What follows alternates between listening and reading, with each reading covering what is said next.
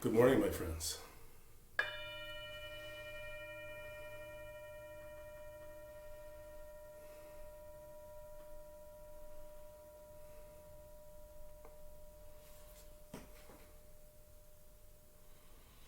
I would ask you, as always, to take a nice deep breath in and a mighty sigh.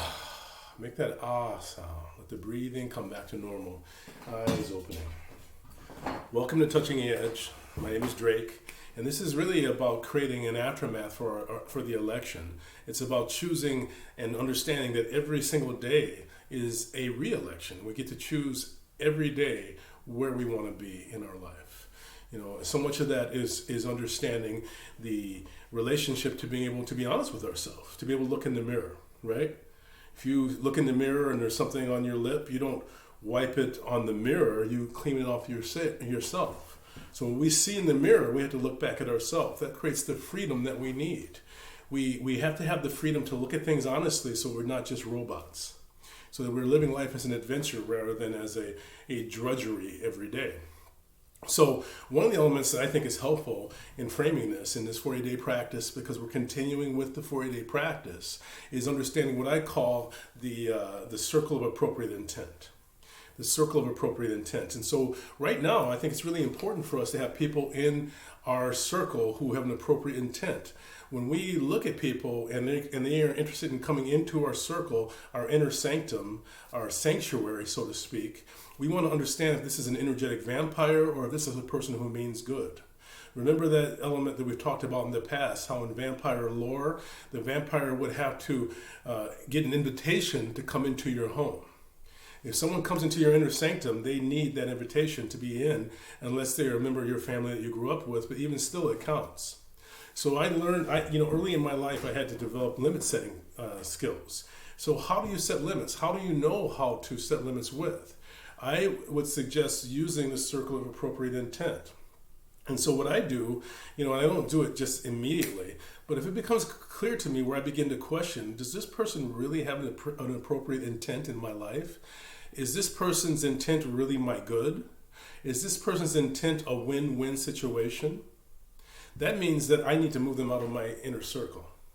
So, again, it doesn't happen immediately, but once I get to a point where I really become concerned, at a certain point in my mind, I do this as a mental sort of check.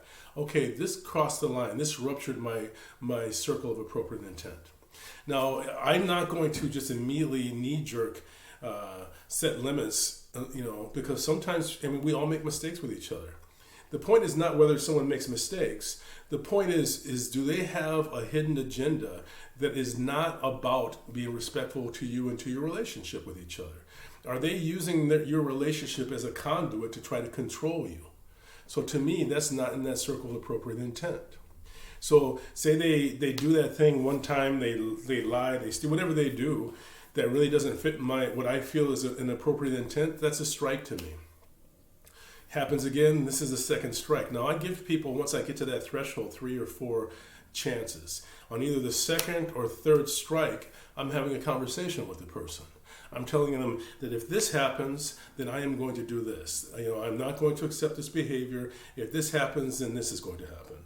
And the important thing in limit setting is to always follow the limit that you set, not to set a limit and then not follow it up.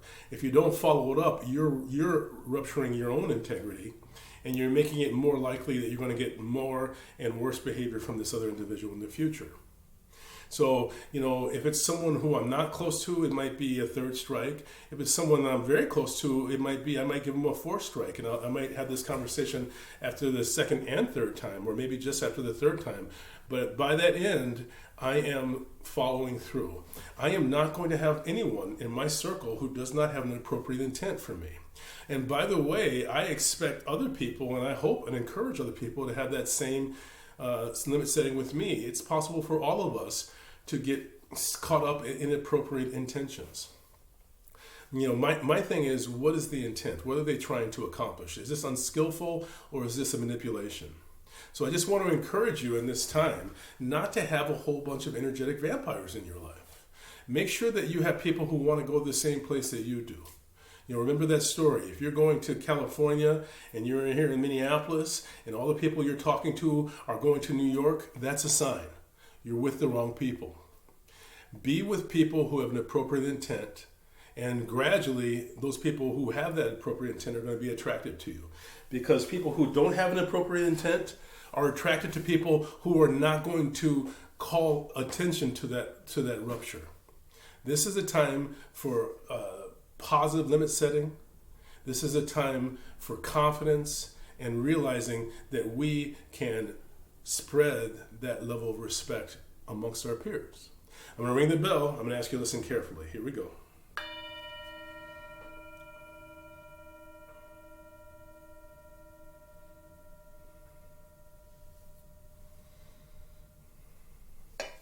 What a wonderful time this is, if we choose it as an opportunity. What a wonderful time to develop these limit setting skills, to develop de-escalation skills, and to develop a whole different relationship with your emotions. One time when I was a child, I fell into a swimming pool, and when I got to the bottom of the pool, I pushed off as hard as I could, and I grabbed the side and I yanked myself out. And after that, I was drenched with my little Chuck Taylors on, everything, my little tennis shoes on. But I realized, had I not gotten to the bottom of the pool, I was not going to get out of that pool. Getting to the bottom is actually a very powerful place if you recognize it as an opportunity for change, and if you recognize that this could be a ledge and you don't want to get further down. When you hit that bottom, it's important for you to push off and go the opposite direction. I bring my hands into prayer position because I am looking to discover an appropriate intent myself in my life for the people that I share my life with. I bring my hands together and I bow to you, my friend. Namaste. Have a wonderful day, and let's continue this rejuvenation together. Goodbye.